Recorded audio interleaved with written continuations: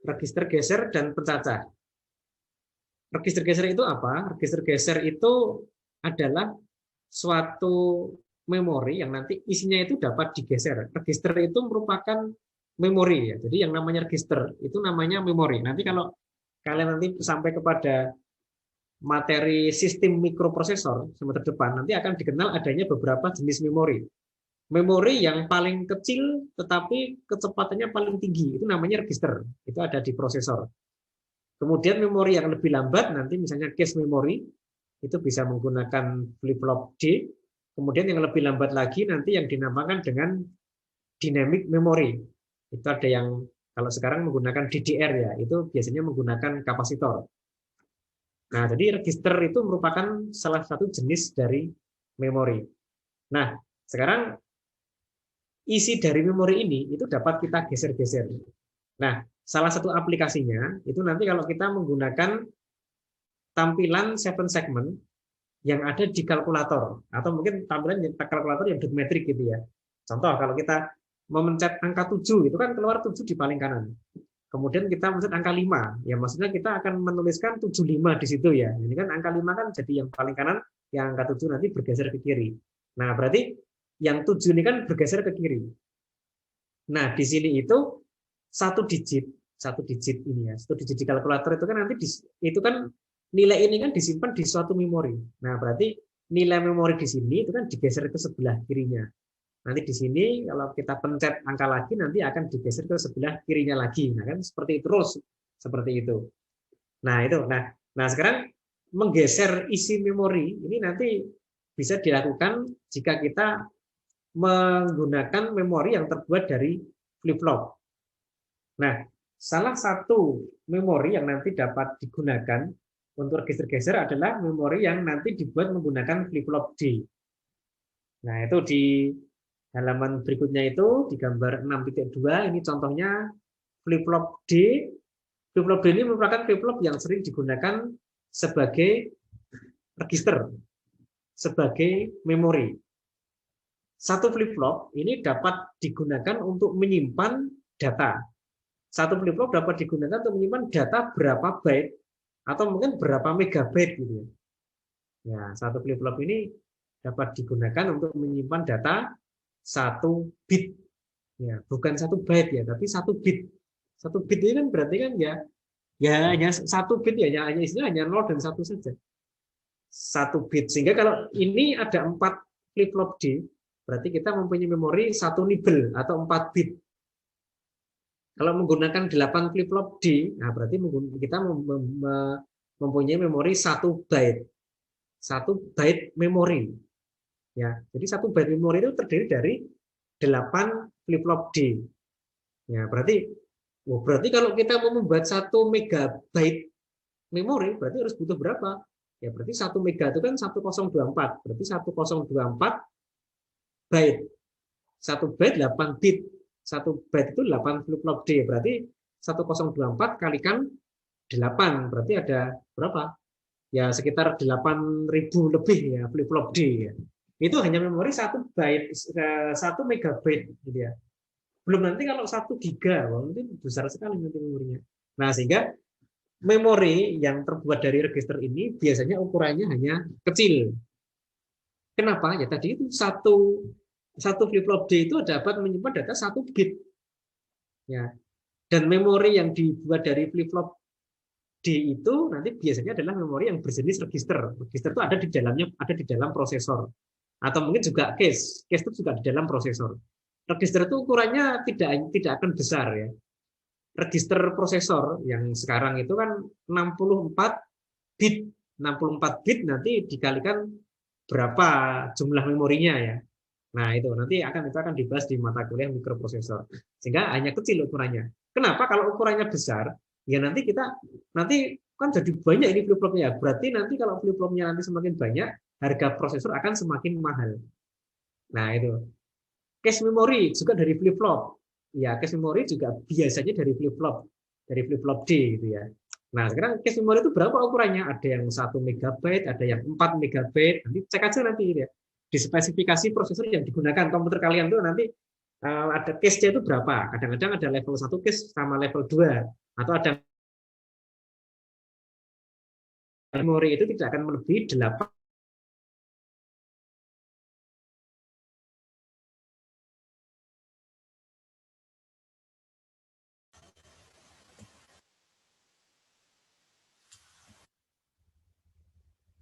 Ya, jadi untuk memori yang terbuat dari register ya dari flip-flop D ini biasanya ukurannya kecil karena memang kalau besar nanti harganya mahal. Nah, sekarang tapi demikian meskipun ukurannya kecil tapi dia mempunyai kecepatan yang sangat tinggi. Ya, memori yang terbuat dari register itu nanti memori yang bernama register yang terbuat dari flip-flop itu mempunyai kecepatan sangat tinggi. Biasanya bisa mencapai kecepatan sama dengan kecepatan prosesor atau mungkin separuhnya gitu ya. Level 1 case itu lebih rendah lagi, level 2 case lebih rendah lagi. Nah, kemudian baru nanti yang lebih rendah lagi nanti adalah memori RAM. Itu lebih rendah lagi kecepatannya. Ada yang menggunakan DDR4 itu yaitu lebih rendah kecepatannya dibanding dengan register ini. Nah, nanti itu arsitektur memori nanti akan dibahas di mata kuliah mikroprosesor ya. Sehingga nanti ada memori yang namanya register, itu ukurannya kecil tapi kecepatannya tinggi. Ada memori bernama RAM, itu memorinya lebih besar tapi kecepatannya rendah. Ada lagi memori menggunakan solid state ya. Solid state nanti ya itu lebih rendah lagi kecepatannya tapi nanti lebih besar kapasitasnya. Nah, memang dibahas seperti itu memori. Nah, kemudian register geser menggunakan flip-flop D. Nah, ini cara kerjanya bagaimana? Ya, jadi ini namanya register geser. Berarti memori di sini ini kalau kita gunakan untuk menyimpan data, ini juga dapat digunakan untuk menyimpan data. Data di sini itu nanti dapat digeser ke sini. Ini juga dapat digeser ke sini. Nah, digeser seperti itu. Nah, nanti keperluannya nanti untuk tampilan yang ada di salah satu aplikasinya adalah di tampilan itu tadi di display pada kalkulator ya. Ya, saat kita memencet angka 7, nah nanti 7 itu tampil di paling kanan. Saat mencet angka 5, yang 7 geser ke kiri, yang paling kanan berganti angka 5 seperti itu. Nah, ini contohnya seperti itu. Nah, cara kerjanya bagaimana? Cara kerjanya ini cukup sederhana ya. Jadi ini ada flip-flop D yang dibuat seperti ini ya. Ini data masukan di sini, ini flip-flop, ini input D-nya, ini keluaran key. Keluaran key nanti keluar ke sini, keluaran key itu nanti masuk ke input flip-flop D yang sebelah kanannya. Kemudian keluaran key 2 masuk ke flip-flop D yang sebelah kanannya dan seterusnya seperti itu. Ini contohnya ini di sini menggunakan 4 flip-flop ya. Sehingga setelah data masuk, setelah melalui 4 flip-flop nanti data akan keluar ke sini. Nah, ini contohnya. Nah, ini contohnya. Ini data masukan ini ya. Ini data masukan ini masuk ke sini. Ini grafik yang data masukan ini merupakan grafik di sini. Ya, grafik di sini. Ya, ini kita berikan grafik seperti ini. Kemudian di sini ada clock-nya. Clock itu nanti akan mempengaruhi kinerja dari flip-flop D. Di sini flip-flop D merupakan flip-flop yang terpicu sisi turun. Nah, berarti nanti ada sisi turun di sini. Ada sisi turun, ya. Berarti nanti output nanti akan berubah. Nah, terus keluaran flip-flop D bagaimana? Ya, berarti kalau ini memang ini kan merupakan flip-flop D yang terpicu sisi turun ya. Berarti nanti kita mengecek output hanya saat sisi turun saja. Nah, sehingga mudah seperti ini sebenarnya. Oke, kita cek dulu di sini. Ini ada sisi turun pertama, T1. T1, kemudian di sini ini saat T1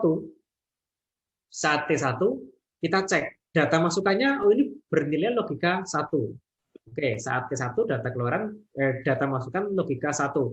Berarti ya, berarti di sini kan 1. Ini 1 ada sisi turun clock, nah maka Q3 menjadi 1. Ya sudah, ikut seperti itu aja. Jadi ini inputnya 1, ini ikut 1.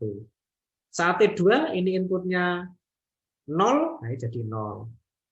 Saat T3 ini inputnya 1, ini ikut 1. Saat T4 1. Sudah, ya seperti itu. Ya. Jadi ini flip-flop D ini digunakan untuk memori dan memang pada prinsipnya output mengikuti input itu saja. Output mengikuti input sehingga di sini Sehingga di sini jika inputnya 1 ikut 1, inputnya 0 output ikut 0, ya, seperti itu. Ya, sangat mudah. Nah, kemudian saat Q2. Nah, oke. Q2 ini ya flip-flop yang kedua, itu masukan dari flip-flop kedua itu merupakan keluaran dari flip-flop ketiga. Ya, keluaran flip-flop ketiga menjadi masukan flip-flop kedua. Oke. Berarti keluaran ini itu nanti menjadi input dari Q2. Grafiknya bagaimana? Nah, kita urutkan aja di sini. Saat T1. Oh, saat T1 ini 0 atau 1 ini ya. Ya. Nah, jadi pada pembahasan kemarin kita kan sudah membahas bahwa nanti flip-flop itu nanti butuh waktu untuk memproses data. Sehingga kalau ini kita berbesar, nah ini di sini ya. Kalau ada nanti clock yang hampir sama seperti ini kan sama ini kan keluaran, ini kan clock sisi turun, kemudian ini keluaran Q3. Ya. Pada hakikatnya Q3 itu pasti tertunda sedikit dibanding dengan ini. Ya, Q3 itu pasti tertunda sedikit dibanding dengan sisi turun clock ini. Kenapa? Karena output flip-flop itu juga butuh waktu untuk memproses. Sehingga begitu ada sisi turun clock, butuh waktu sedikit untuk memproses agar key itu mengikuti data masukan.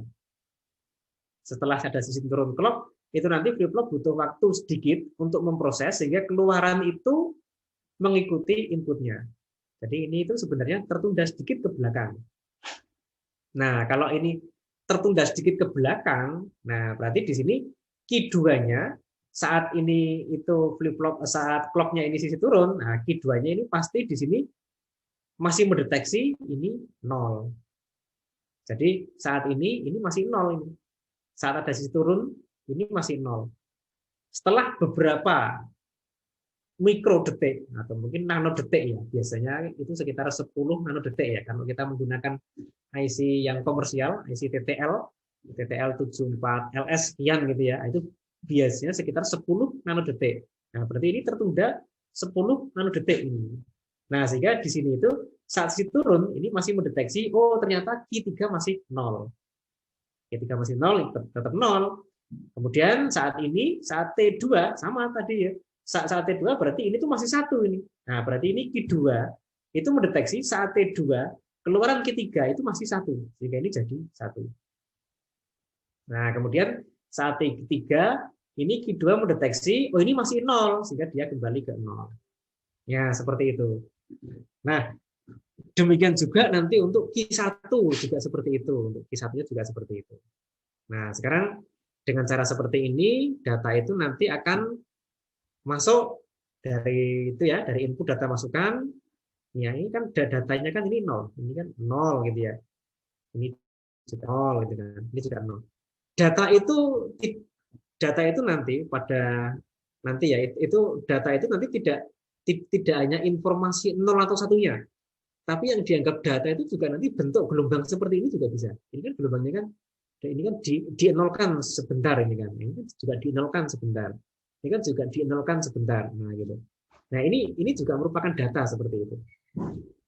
Nah itu jadi di sini data itu nanti digeser ke kanan ya, digeser ke kanan nanti mengikuti arah mana keluarannya. Kalau ini kan ini masukannya, ini keluarannya, berarti kan data digeser ke kanan ke sana ini.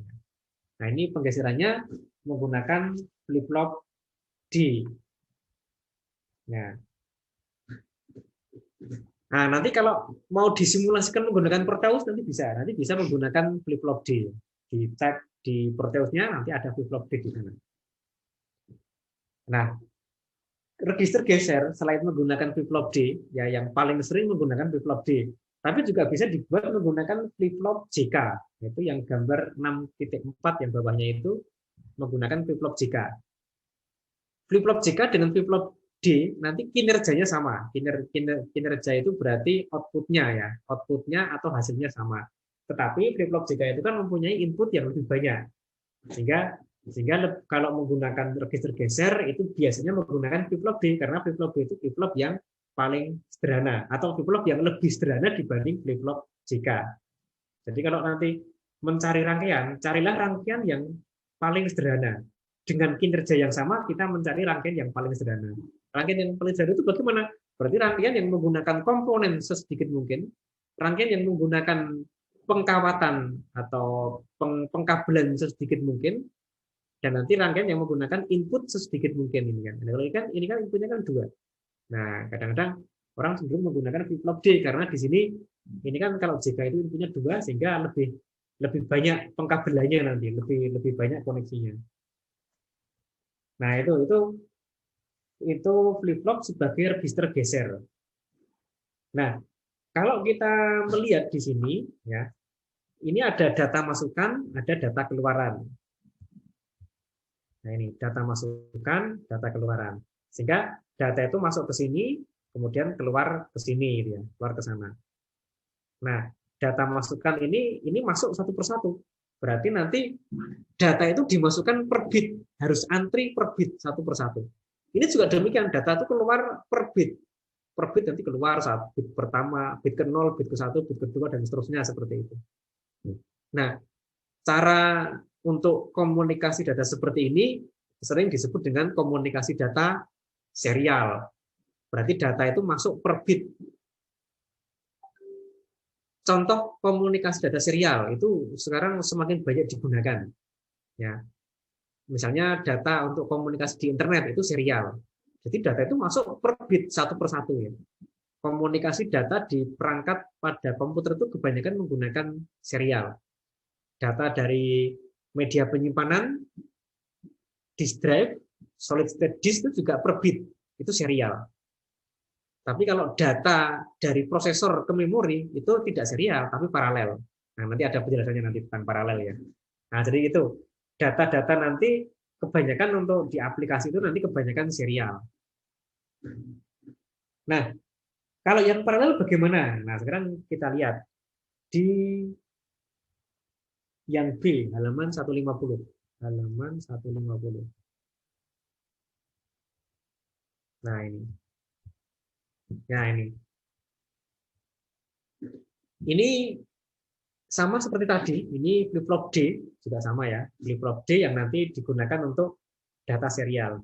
Sama seperti tadi, ini kan data masuk ke sini, ada clock, kemudian nanti data masuk satu persatu ini ya. Satu masuk ke sini, masuk ke sini, masuk ke sini, masuk ke sini, gitu kan. Nah, kemudian di sini ada clock. Nah, kalau di sini kita membuat contohnya itu flip-flop D yang terpicu sisi naik, ya, sehingga biar ada variasinya.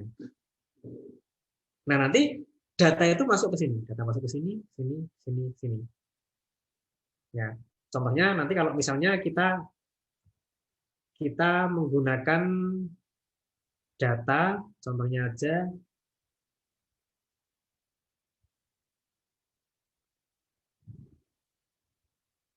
ya di sini katakanlah data masukan itu urut masuk 1101. Nah, nanti setelah clock pertama, data 1 ini masuk ke sini. Setelah clock kedua, data ini tadi, yang 1 ini tadi nanti masuk ke 11-nya. Setelah clock ketiga masuk ke sini, setelah clock keempat masuk ke sini. Nah, setelah clock keempat, maka berarti keluaran X3 itu adalah 1, keluaran X2 itu adalah 1 juga, keluaran X1 itu 0, kemudian keluaran X0 itu 1. Nah, itu setelah clock keempat seperti itu. Nah, jadi setelah clock keempat, maka semua data itu akan menempati masing-masing flip-flop. Ya. Kalau nanti clocknya diteruskan, ya otomatis data keluar ke sana ya. Keluar ke sana urut dari ini dulu. 1 keluar, nanti 0 keluar, nanti ini 1 keluar, 1 keluar gitu. Nah, tetapi pada saat clock keempat, kita sudah mendapatkan bahwa data yang 4 bit ini sudah menempati posisi di semua flip-flop. Nah, pada saat clock keempat ini, kita bisa mengeluarkan data bersama-sama. Langsung keluarkan 1, 1, 0, 1. Kurang ke sana, menjadi X3, X2, X1, X0. Nah, berarti data itu keluar itu nanti secara utuh pada clock keempat. langsung ke sini. Kita ambilkan dari X3, X2, X1, X0. Nah, berarti dalam kondisi ini, jika nanti inputnya itu ada 4 bit data, maka setelah data keempat, data itu dapat kita ambil untuk keluar ke sana. Untuk keluar gitu ya. Nah, sekarang di sini inputnya itu dimasukkan satu persatu, data itu bisa kita ambil langsung sekaligus, tetapi menggunakan 4 jalur nih ya, X3, X2, X1, X0. Nah, berarti 4 jalur ini kalau kita ambil sekaligus menjadi data 4 bit. Nah, itu merupakan 4 jalur paralel. Jadi yang namanya jalur paralel itu adalah jalur yang terdiri dari beberapa bit ini nanti dapat diambil bersama-sama. Nah, sehingga keluarannya ini langsung 4 bit keluarannya. Nah, berarti di sini kita mendapatkan di sini inputnya itu serial, outputnya itu paralel. Paralel langsung 4 bit. Ya. Paralel langsung 4 bit. Nah, berarti kita sudah mendapatkan di sini salah satu metode untuk mengonversi data yang masuk serial ke data yang keluarnya itu paralel. Sehingga konfigurasi ini sering disebut dengan SIPO, serial in, parallel out. Nah, itu merupakan salah satu rangkaian dasar yang untuk mengonversi data serial ke data paralel. Nah, apakah data paralel itu nanti akan banyak digunakan? Banyak digunakan ya. Data paralel itu nanti banyak digunakan terutama pada komunikasi yang nanti harus butuh menggunakan kecepatan yang tinggi. Ya, sebenarnya kalau di komunikasi data itu tidak menggunakan kata kecepatan ya, tapi menggunakan pesat. Ya. Kalau kecepatan itu merupakan besaran vektor. Contoh kecepatan pesawat ke utara atau kecepatan itu kan vektor. Tapi kalau pesat itu skalar. Nah, data itu skalar, bukan vektor. Sehingga kalau data kemana ke utara itu tidak ada sebenarnya ya, karena data itu nanti kalau bergerak dia merupakan besaran skalar. Mestinya seperti itu, tetapi karena kadang-kadang kita sudah sering menggunakan kata kecepatan sehingga nanti kadang-kadang ditulis ya kecepatan data gitu ya. Tapi sebenarnya kalau yang betul itu bukan kecepatan ya, tapi pesat data. Karena pesat itu merupakan kecepatan tapi menggunakan besaran skalar, bukan besaran vektor. Besaran skalar merupakan besaran yang tidak mempunyai arah. Kalau besaran vektor itu kan besaran yang mempunyai arah. Nah, berarti ini kita mendapatkan satu rangkaian dasar untuk mengonversi dari data serial ke data paralel. Data paralel itu nanti banyak digunakan, terutama pada rangkaian yang harus menggunakan pesat data yang sangat tinggi dan dalam suatu area yang sempit. Contoh di dalam motherboard, di dalam mainboard laptop, komputer itu ya, itu menggunakan komunikasi paralel. Contoh dari prosesor ke memori itu menggunakan komunikasi paralel. Loh, berarti jalurnya banyak, Pak? Iya, jalurnya banyak. Tidak hanya satu, kalau satu kan serial. Ini jalurnya banyak. Dari prosesor ke memori itu sekarang menggunakan berapa jalur? Yang terbaru menggunakan 64 jalur. Wah, berarti kan dapat kita bayangkan ya, 64 jalur itu nanti berjalan harus menghubungkan data dari prosesor ke memori. Ya, karena kan sekarang prosesornya kan 64 bit, berarti 64 jalur. Bahkan ada yang 128 jalur itu juga ada. Wah, itu kan sehingga dapat kita bayangkan ya, mainboard di laptop itu sangat rumit nih ya. Itu pengkabelannya itu sangat rumit. Sehingga biasanya kalau mainboard di laptop itu menggunakan multi layer. Kalau PCB kan biasanya kita beli itu kan single layer ya. Single layer itu di atas tempat menancapkan komponen, di bawah itu tempat untuk jalurnya. Atau ada yang double layer. Double layer itu berarti nanti di atas nanti tempat menancapkan komponen, di bawah ada jalur, di atas juga ada jalur, itu double layer. Nah, kalau di mainboard itu kadang-kadang sudah menggunakan multi layer. Jalurnya bisa lewat atas, bisa lewat bawah, bisa lewat tengah. Nah, itu dengan multi layer ya. Sehingga sangat rumit itu jalurnya ini. Nah, ini komunikasi paralel itu nanti banyak digunakan di perangkat yang harus menggunakan pesat bit yang sangat tinggi, tapi areanya tidak terlalu luas. Di mainboard itu menggunakan komunikasi data paralel sebagian. Nah, itu. Zaman dulu itu nanti printer juga menggunakan komunikasi data paralel zaman dulu, sehingga dulu ada parallel port. Tapi sekarang sudah tidak, karena sekarang sudah menggunakan komunikasi data serial, sehingga kabelnya itu lebih kecil. Kabel printer sekarang kan menggunakan USB kan lebih kecil. Kalau dulu menggunakan kabel paralel, kabelnya besar. Nah itu. Komunikasi serial dan paralel nanti masing-masing punya kelebihan, punya kekurangan. Ya, kalau yang paralel itu nanti kalau areanya sempit itu bisa bisa cukup efektif karena tidak makan tempat. Kalau areanya luas nanti kita butuh makan tempat. Bayangkan kalau misalnya komunikasi dari komunikasi data antar kota itu menggunakan komunikasi paralel, wah berarti kabelnya banyak sekali. Nah, komunikasi data antar kota, komunikasi data itu nanti bisa kan sekarang kan sudah digabung ya. Jadi yang namanya komunikasi data itu kan data itu mencakup data audio, data video, dan juga data nanti yang nanti bisa diterjemahkan ke yang lain. Jadi sekarang itu kan komunikasi tidak ada bedanya sekarang itu ya antara komunikasi data, kita komunikasi mengirim file, kemudian sambil kita telepon atau mungkin pakai video call itu kan menggunakan jalur yang sama. Semuanya semuanya merupakan komunikasi data. Dan itu merupakan ranah elektro ya itu, bukan ilmu, bukan teknik yang lain itu ya. Sehingga nanti yang menguasai itu ya elektro mestinya gitu kan. Nah itu komunikasi data itu juga menggunakan jalur serial. Sehingga kalau kita lihat itu ya hanya menggunakan satu frekuensi. Nah, nanti di mata kuliah teknik telekomunikasi nanti akan ada nanti ya. Jadi komunikasi data itu kebanyakan menggunakan serial, menggunakan satu frekuensi. Coba bayangkan kalau menggunakan paralel ya. Wah, ada 64 frekuensi yang digunakan untuk komunikasi data, kan repot sekali. Ya. Kakak kelas kalian itu ada yang membuat tugas akhir komunikasi antara muatan roket dengan ground segment ya. Jadi ada benda yang nanti terbang di roket nanti terus kemudian nanti ada ground segment yang menerima datanya. Itu juga serial ya. Jadi hanya menggunakan satu frekuensi. Kalau paralel, wah repot sekali nanti harus menggunakan banyak frekuensi nanti habis frekuensi kita gitu kan. Nah itu. Nah itu. Jadi untuk area yang sempit kadang-kadang bisa menggunakan komunikasi paralel, tapi untuk area yang lebih luas cakupannya nanti kebanyakan menggunakan komunikasi serial ya. Kalau yang sempit menggunakan paralel bisa kadang-kadang. Nah itu ini merupakan contoh untuk konversi data dari serial ke paralel. Nah kemudian kalau untuk paralel ke paralel itu juga ada.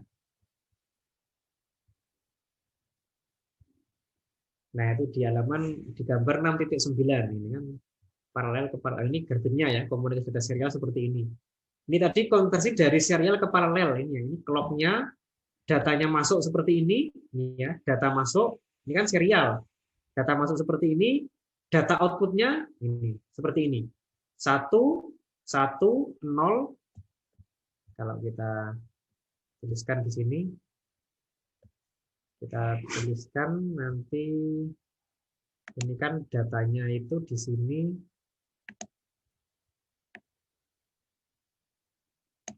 1, 0, 0, 1.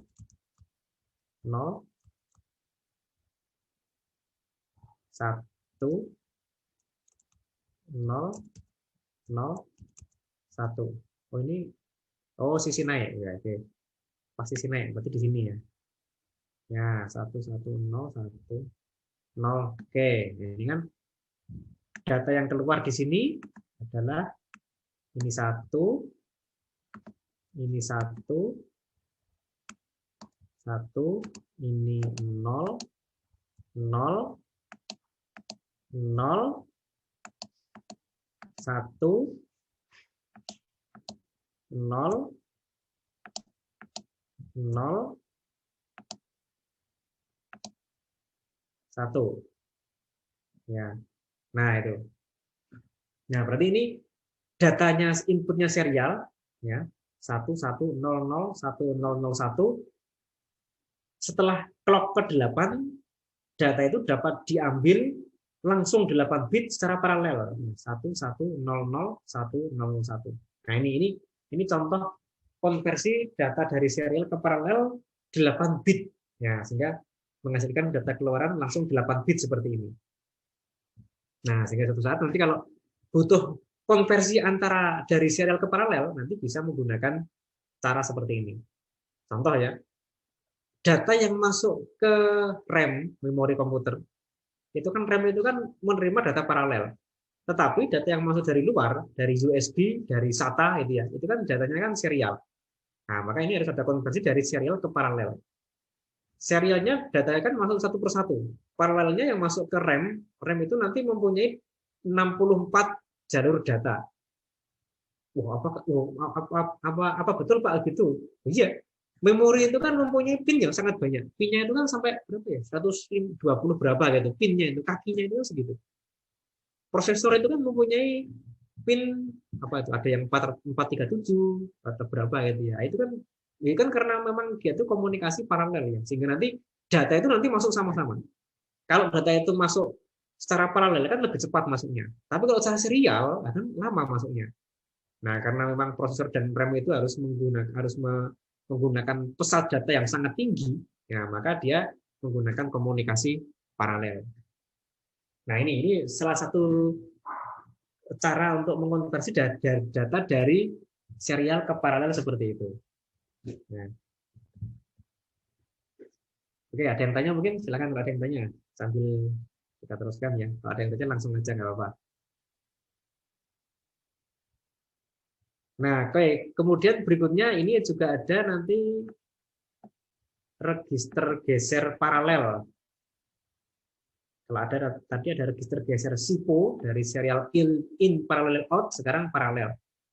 Nah ini flip flop D yang dipasang seperti ini. Flip flop D terpicu sisi naik. Ini inputnya di sini, outputnya di sini, input di sini, output di sini. Input ke sini, keluar ke sini. Input D2 keluar X2, input D3 keluar X1, input D0 keluar X0. Loh, lah kalau paralel ke paralel kan nggak ada gunanya. Ya, paralel ke paralel mungkin tidak ada gunanya, tapi nanti suatu saat juga ada gunanya.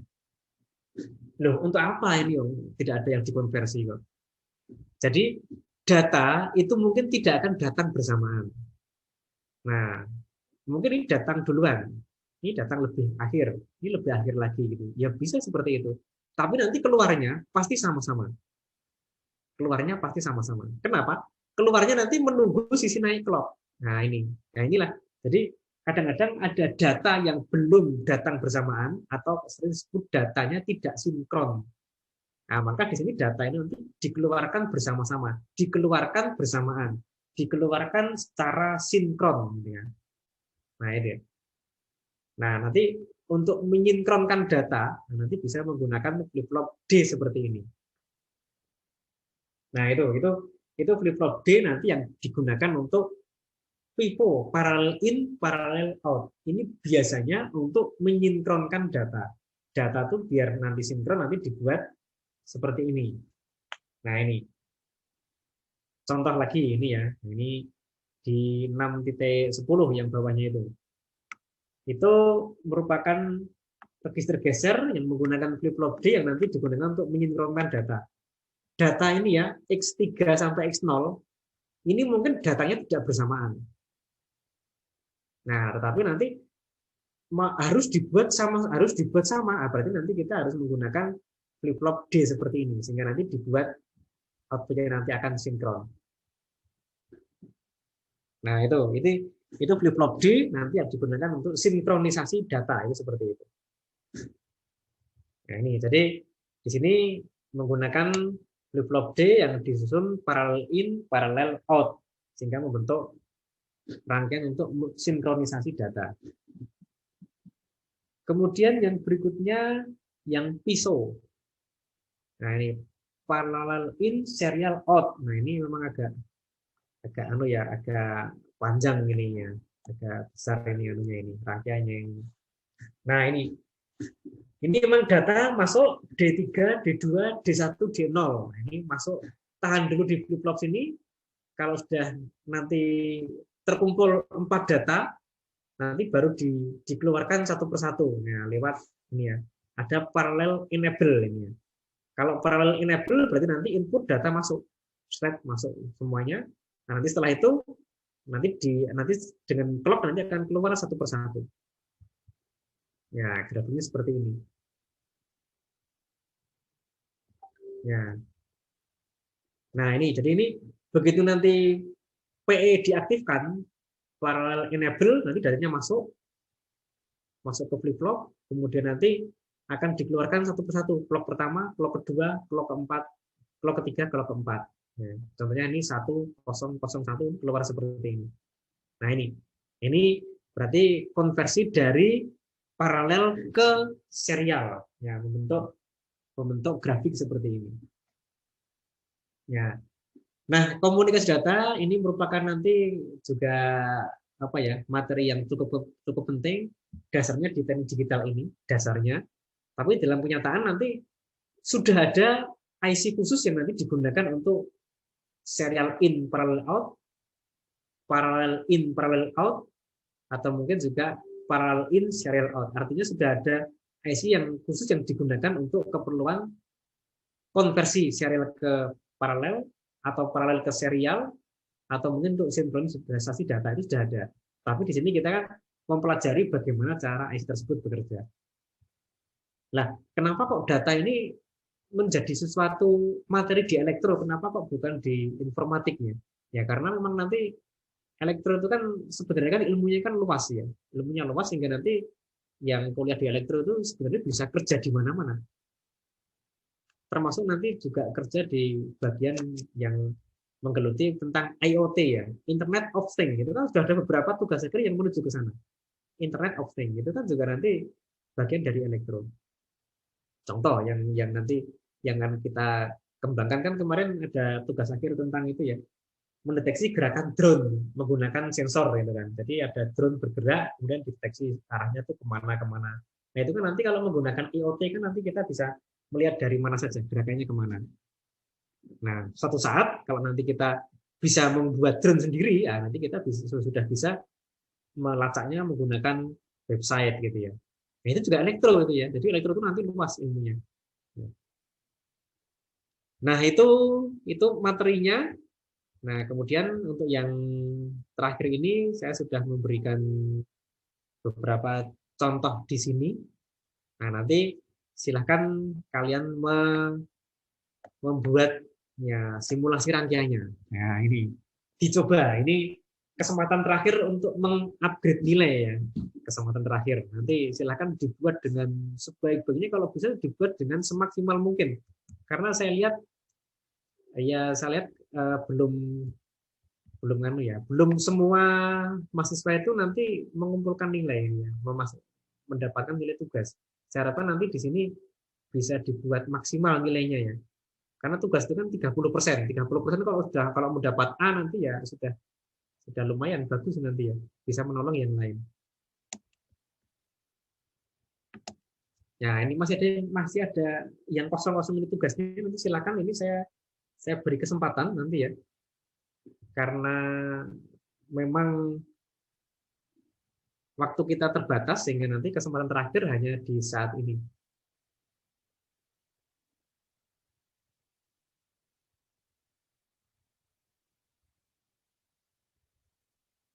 Ya, ini masih ada yang kosong-kosong nanti. Ya.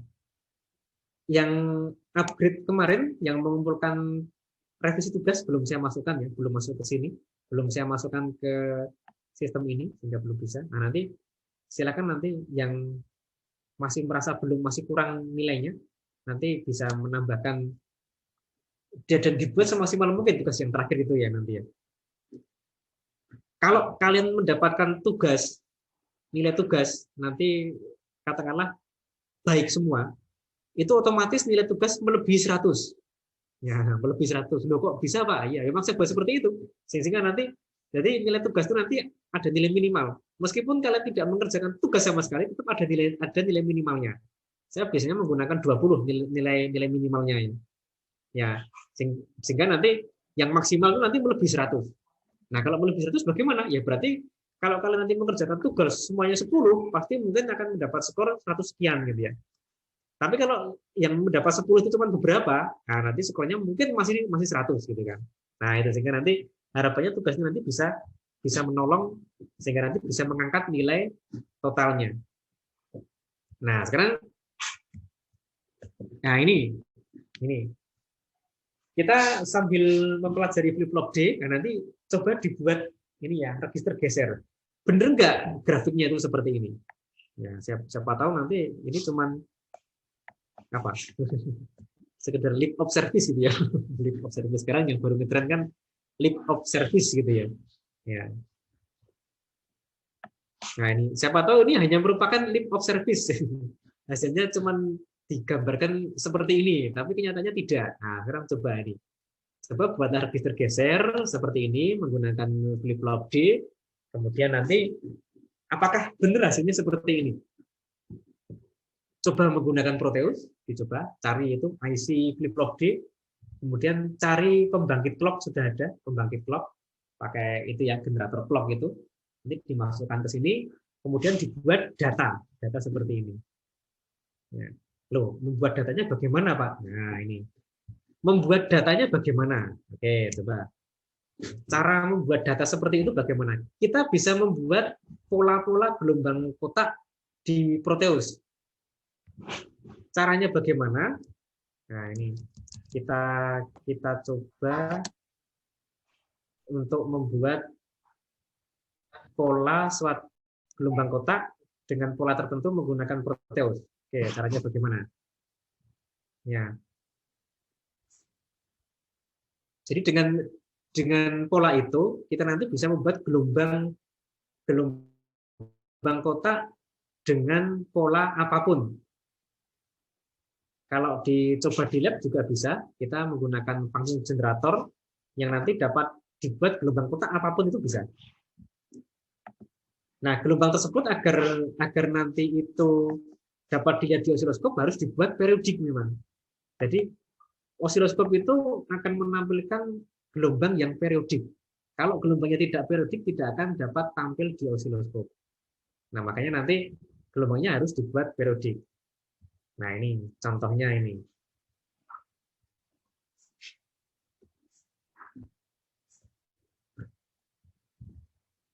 Ya, untuk membuat gelombang kotak kita bisa menggunakan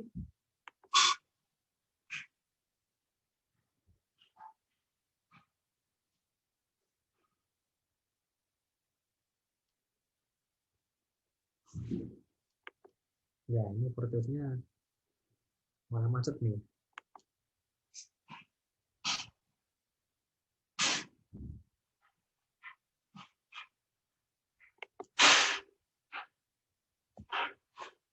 Oh, masih. Ya. Nah, ini masih versi nama Proteusnya. Oke, bentar. Kadang-kadang tempatnya ini suka keluar sendiri nih Proteusnya.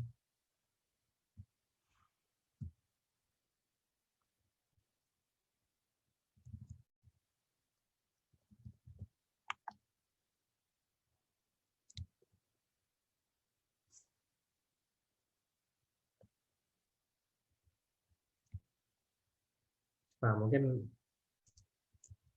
Proteusnya saya coba saya ulangi lagi ya Proteusnya. Saya load ulang dulu. Oke, sambil menunggu mungkin ada yang tanya mungkin.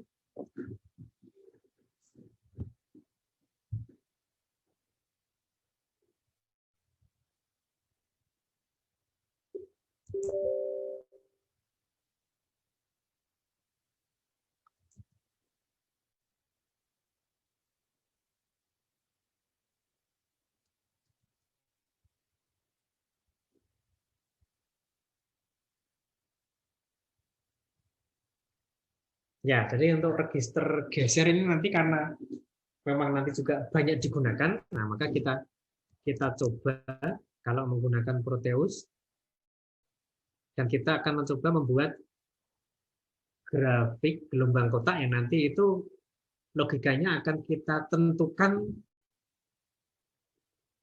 tidak hanya membentuk clock ya, tapi membentuk yang lain.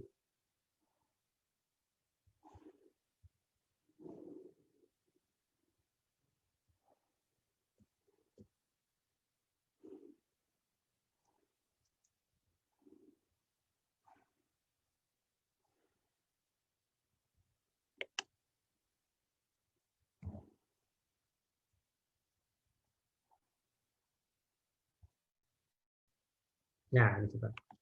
Ya, jadi kita bisa membentuk suatu gelombang ya dengan menggunakan generator, kemudian pilih aja salah satu, ini kan nanti bisa kita pilih semuanya. Bisa kita pilih di dalamnya. Misalnya ini ya. Misalnya nah ini. Kemudian kita masuk dalamnya. Oke, kita bisa milih DC, sinus, pulse ini dan seterusnya. Kita bisa memilih seperti itu atau bisa memilih pattern. Nah, ini pattern. Nah, pattern berarti kita bisa memilih gelombang tidak harus suatu gelombang tertentu. Contoh ya, kita menggunakan lebar pulsa itu misalnya oke, 1 milisecond. 1 milisecond. Kemudian gelombangnya bagaimana? Kita pilih specific pulse train.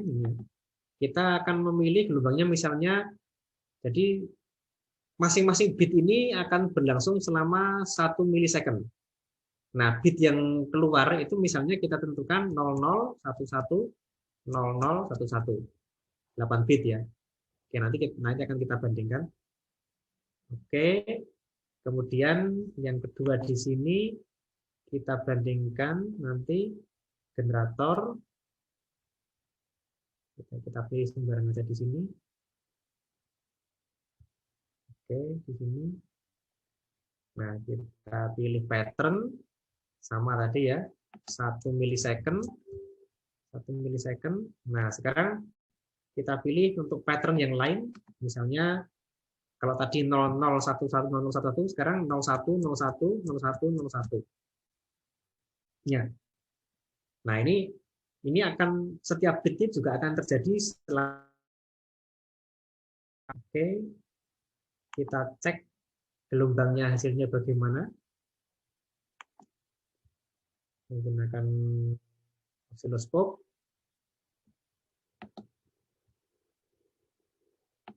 Ya, kita cek. Oke. Jalankan. Ya, cari yang DC. A, tadi kenapa? B ya. B. Ya. Oke. Yang A sudah keluar seperti itu. Yang B-nya belum keluar. Oke, kita cek dulu B-nya.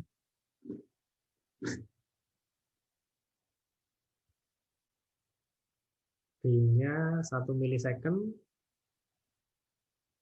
Oke.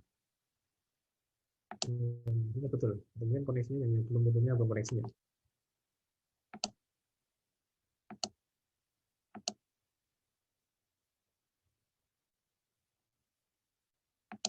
Ya.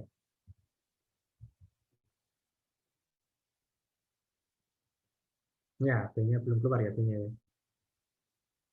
Oke, kita contoh lagi yang lain mungkin C ya. Generator C di sini.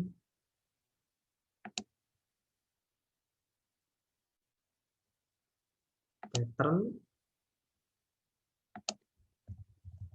1 milisecond.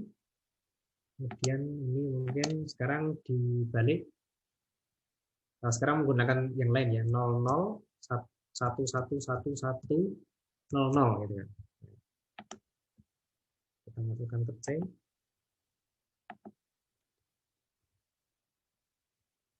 Ya, gitu.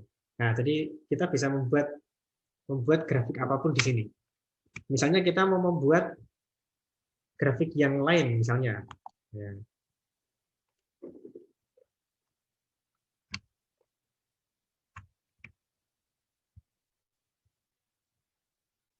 Misalnya kita membuat grafik yang lain. Di sini kita masukkan D nanti. Ya. Oke, misalnya 0, 1, 1. Nah, gini ya. Berapa itu? 8. Oke. Ya. Kita masukkan ke D.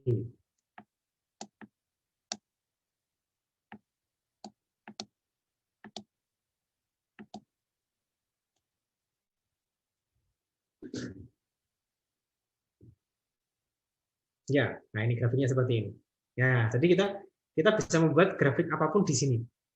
Nah, nanti grafik ini nanti bisa kita masukkan ke rangkaian yang kita buat nanti ya. Contoh, misalnya kita mau membuat masukan yang grafik tidak sinkron, kan bisa dibuat seperti ini. Contoh ya, misalnya kita ingin memasukkan data seperti ini. Kita ingin memasukkan datanya itu sebenarnya itu sudah tertentu, tetapi ternyata nanti belum sinkron. Contoh, data yang kita masukkan itu adalah data 01, kemudian data 10, kemudian data 01, kemudian 10. Ada 4 data ini. Ada 4 data nanti yang akan kita masukkan. Tapi keempat data itu nanti tidak sinkron. Tidak sinkron itu bagaimana? Berarti nanti di sini empat data ini tidak berlangsung secara bersamaan. Contoh 01. Ya. 01 ini nanti berlangsung setiap bit ini berlangsung selama 4 milisecond. Nah, berarti kalau ini 0, ya, ini 1. Oke. Yang ini sama ya, 1, 0. Berarti ini kan 1, 0. Ya, oke. Yang ini 01. 0, 1. Yang ini 1, 0. 1,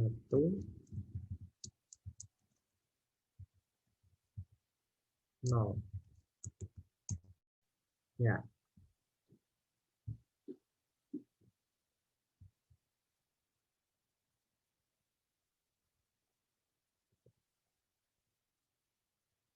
Kalau kita lihat grafiknya,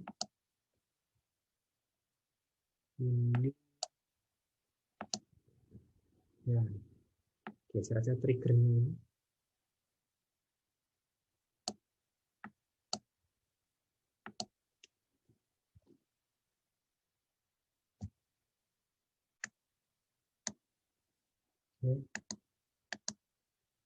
Oh, yang ketiga kan tadi ya. Yang kedua tadi belum tampil yang kedua ya. Oke, del aja ini. Del buat lagi.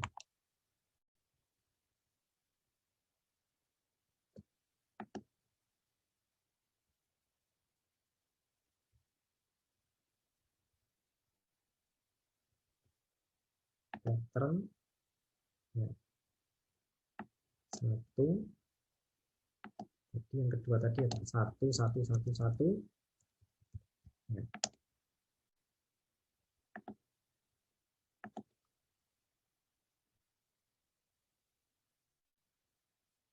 Ya, nah itu. Ini kalau ini datanya datang secara bersamaan.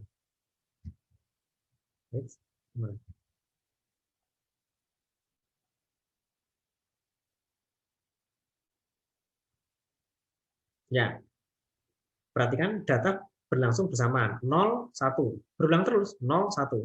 Ini 1, 0. 0, 1. 1, 0. Tapi sesuatu saat, data itu nanti bisa datangnya tidak bersamaan. Nah, cara mensimulasikan bagaimana? Coba aja kita geser yang ini ya.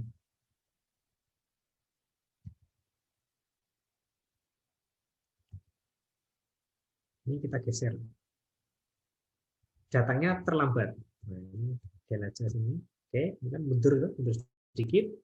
Yang ini itu mundur lagi. Yang ini kita tunda juga. Kita mundurkan. Kalau ini kita mundurkan kan seperti ini. Nah, misalnya ini, nah mundur seperti ini. Ini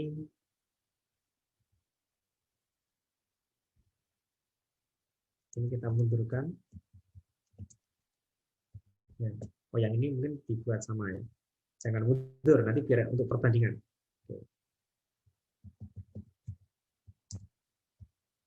Oke, kita lihat.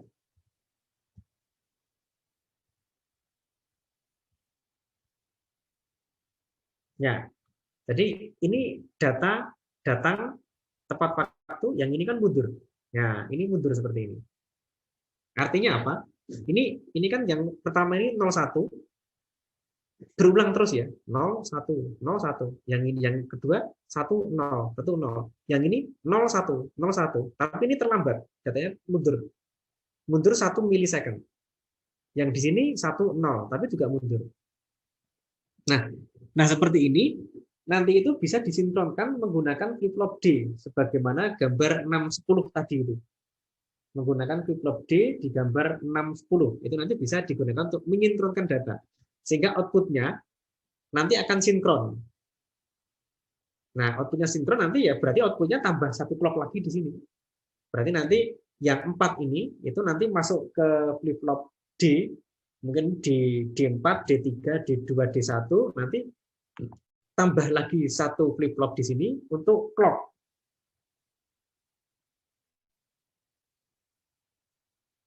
Clock. Ya. Clock di sini ini sebagai clock untuk flip-flopnya. Ya, clocknya menggunakan frekuensi berapa? Ah, mungkin kalau lebih enak ini aja. Kita juga pakai pattern, ini satu, ini dibuat clock aja. Clock berarti 000, 0, 1, 1, 1, 1. Atau nanti kalau dipaskan geser juga boleh aja. Ini bisa dikreasi ya, dibuat kreasi bisa. Nah, ini ya juga boleh aja. Tapi sudah 8 belum ya? 8 ya. Nah, ini sebagai clocknya. Oke, mungkin pakai terus clock yang kedua biar kelihatan.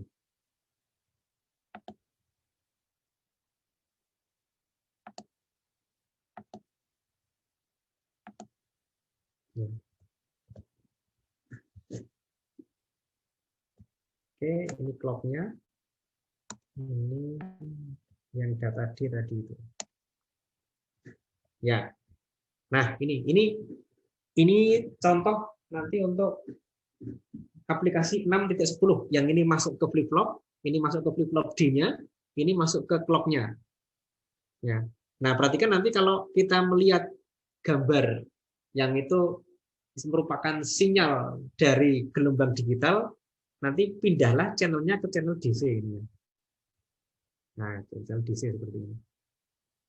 Ya, jadi kalau nanti kita menggunakan channel AC, itu nanti probe di osiloskop itu nanti ada kapasitor couplingnya. Maksudnya bagaimana? Nanti yang gelombang yang masuk situ itu nanti lewat kapasitor. Nah, kalau grafik digital seperti ini masuk ke kapasitor, nanti hasilnya tidak akan tegak, lurus.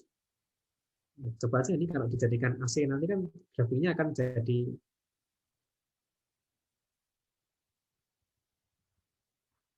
tidak akan tegak lurus. Nah, ini kan tidak tegak ya. Mungkin nanti kalau menggunakan frekuensi tinggi nanti akan kelihatan. Kalau menggunakan frekuensi rendah kadang-kadang belum kelihatan. Tapi kalau menggunakan channel DC, nah ini akan benar-benar membentuk grafik digital ini tidak lurus. Nah, ini. Nah, nanti untuk tugasnya nanti bisa milih di sini ya. Bisa membuat dan mensimulasikan gambar 6.10 seperti ini. Ini contoh grafik yang tidak sinkron ya. Data itu datang tapi tidak bersamaan. Ini kan tidak bersamaan, geser ya. Nah, ini masukkan ke flip-flop D. Masukkan ke flip-flop D di gambar 6.10. Kemudian ini itu sebagai clock-nya. Sebagai clock-nya. Nah, nanti lihat grafik keluarannya. Apakah benar sesuai dengan teori bahwa grafik keluarannya itu akan menjadi sinkron? Maksudnya sinkron itu berarti nanti data itu akan keluar bersamaan. Ya, datanya keluar bersamaan. Ini kan tidak bersamaan kita. Nah, apakah seperti itu ataukah tidak? Berarti kita membuktikan gambar 610 itu benar-benar bisa terjadi ataukah tidak. Ya, yang pertama, kemudian nanti pilih salah satu. Yang kedua, nanti bisa mencoba untuk membuat yang register geser SISO yang di bab yang agak ke depan tadi ya.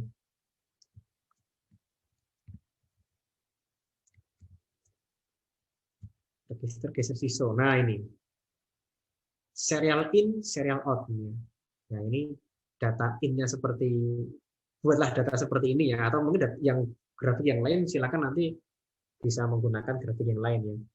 Apakah benar nanti keluarannya nanti bisa seperti ini? Keluarannya itu satu persatu seperti ini. Q3, Q2, Q1, Q0 itu akan seperti ini ataukah tidak grafiknya. Nah, amati dengan osiloskop. Benar enggak? Siapa tahu nih tadi itu ya cuma lip of service gitu ya.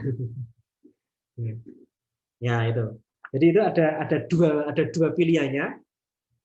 Gambar 6.3 itu buktikan apakah terbukti benar seperti itu hasilnya atau tidak. Dan gambar di 6.10. Nah, 6.10 itu juga nanti apakah bisa menyinkronkan ataukah tidak. Nah, ini.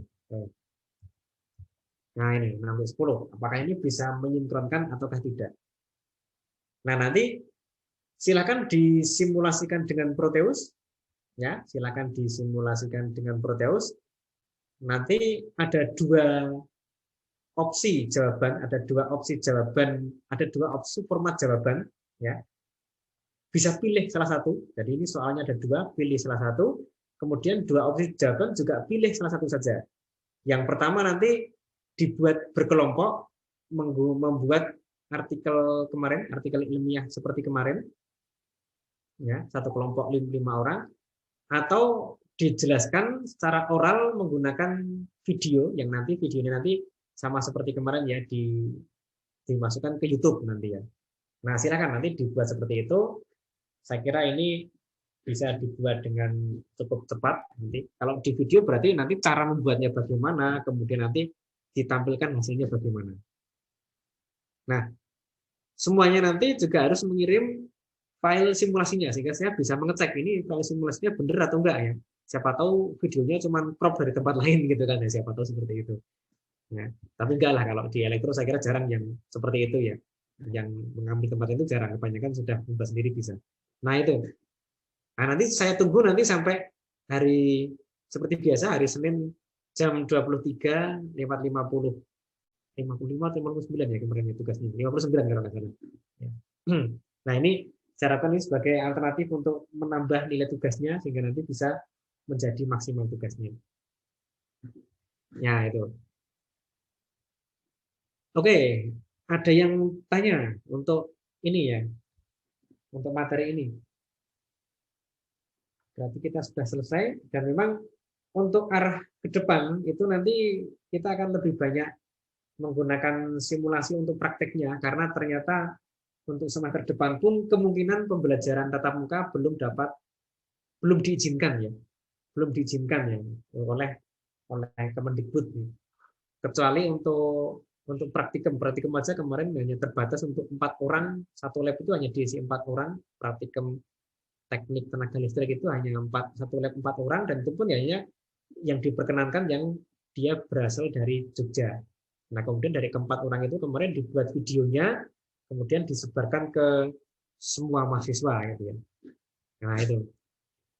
Nah, tapi nanti kalau untuk yang nanti praktikum nanti yang bisa menggunakan Proteus itu silakan nanti bisa menggunakan cara seperti ini. Berarti nanti dicoba bersama-sama satu kelompok atau mungkin sendiri juga boleh. Nanti hasilnya nanti bisa dikirimkan ke dosennya. Bahkan tugas akhir pun itu membuat dan merancang menggunakan Proteus juga diperbolehkan dan sudah banyak yang seperti itu. Dan tugas akhir yang mendapatkan nilai A yang seperti itu juga banyak. Nanti bisa lihat di jurnal Avitek itu ya, ada beberapa TA itu yang nanti hanya dibuat menggunakan Proteus. Dia merancang satu rangkaian, dimasukkan ke Proteus, dianalisis, ya ini sudah jadi. Karena nanti simulasi Proteus itu kan sebenarnya kan sudah dapat mewakili kondisi yang sebenarnya ya, meskipun ada beberapa keterbatasan gitu ya. Nah, ini. Oke, saya kira itu materi untuk hari ini. Ada yang tanya mungkin?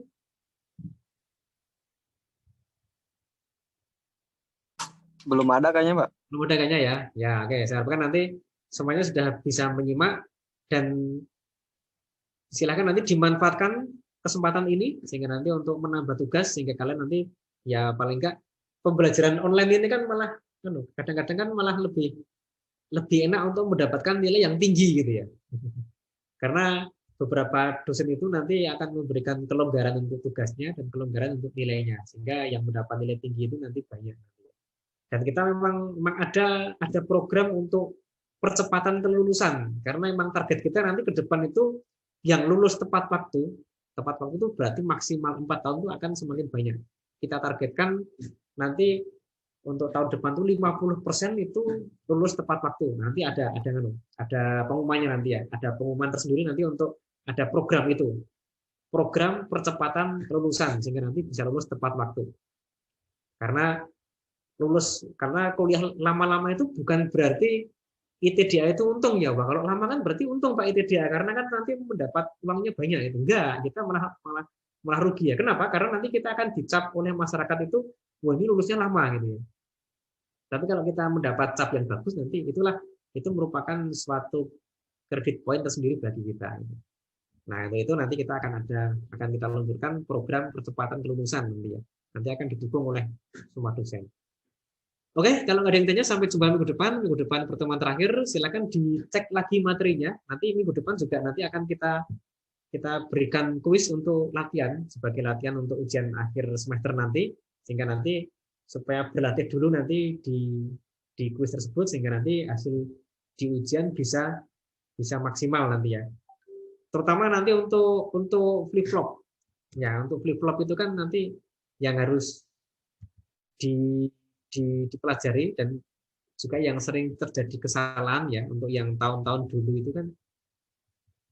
Nah ini dulu saya juga sudah membuat kuis tapi menggunakan Kahoot ya, tidak menggunakan Elena karena lebih lebih interaktif. Nah kalau sekarang menggunakan Kahoot saya kira tidak memungkinkan karena tidak semuanya bisa menyimak secara online.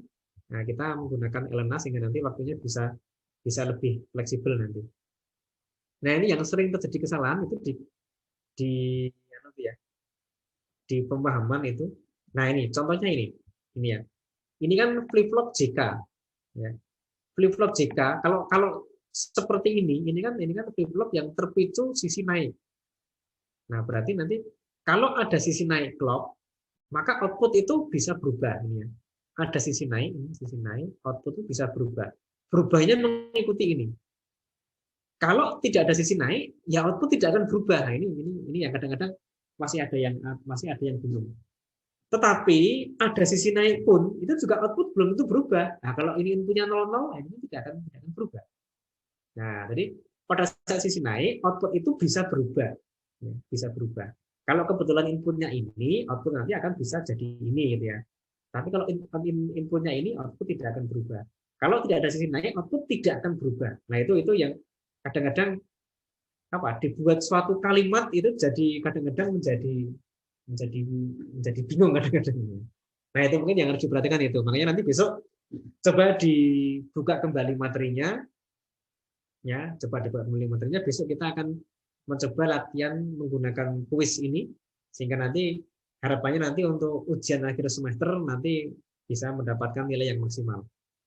Tidak menutup kemungkinan soal-soal di kuis nanti juga akan keluar di ujian akhir semester. Seperti pada UTS kemarin, jadi UTS nanti ada dua tipe soal, ada tipe soal kuis, ada tipe soal untuk isai. Nanti sama seperti itu. Yang keluar di kuisnya itu, yang keluar di checkpoint itu nanti yang soal-soal yang di kuis. Nah, jadi nanti soal di kuis itu nanti akan juga sebagian akan keluar di ujian akhir semester. Nah, sehingga harapannya nanti supaya ini nanti nilainya tinggi, nanti silakan mulai sekarang dipelajari dulu di sini. Yang belum tahu nanti silakan atau yang belum jelas silakan ditanyakan. Jangan sampai kemarin belum tahu sekarang lupa. Nah, itu kan jadi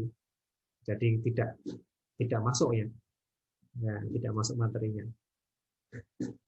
Oke, saya kira itu ya. Ada yang tanya tidak ada. Kalau ada ya sudah. Ya oke ya, sampai jumpa minggu depan. Nanti minggu depan masih kesempatan terakhir nanti jika ada yang belum jelas silakan ditanyakan. Oke ya, sampai jumpa minggu depan ya.